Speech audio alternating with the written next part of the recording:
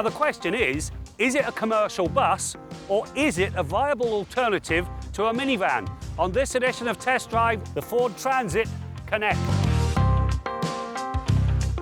On Test Drive, we look at anything and everything that has four wheels. Sometimes it's an exotic to lust after, other times it's something, well, a little more down to earth. While the Transit nameplate has been around in the UK since the mid-60s, it's only been offered in its current form for about a decade in Canada. It does represent one of the most utilitarian rides ever, but it does strike a good balance between commercial van and passenger van.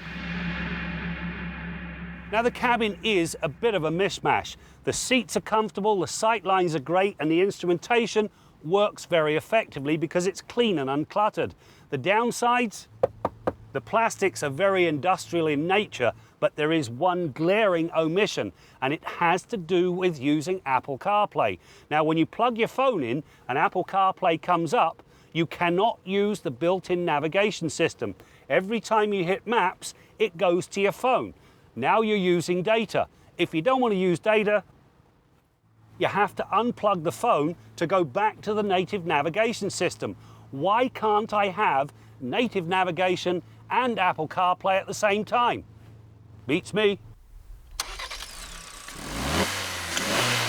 The Transit Connect is motivated by a 2-litre 4 that twists out 162 horsepower and 144 pound-feet of torque. The numbers do not sound like much, but they do get the job done, even with 4 adults aboard. The stopwatch says it takes about 10.4 seconds to run to 100k, but it feels more urgent than that. Part of the reason is down to the 8-speed automatic transmission. The extra gears bring better low-end punch and an unflustered highway drive. The bonus is found in the fuel economy. We average 9.4 litres per 100 kilometres, which is better than many traditional minivans. Now there are two distinctly different sides to this Transit story. The first one has to do with people. Now this thing has got 6 seats, and the middle row doesn't look comfortable, but it certainly is. That includes the third row. While it doesn't look very comfortable, it'll accommodate an adult for at least, well, a short trip. Now the other side of the story has to do with cargo space. 700 litres with all the seats up.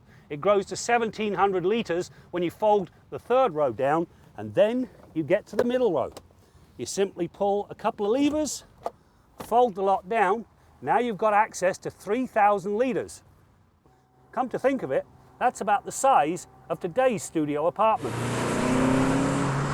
While the suspension is pretty basic with max struts up front and a twist beam in the back, it actually does a pretty good job of delivering ride comfort while keeping things flat when it was pushed through the pylons. A big plus is the car-based platform. It adds a degree of civility.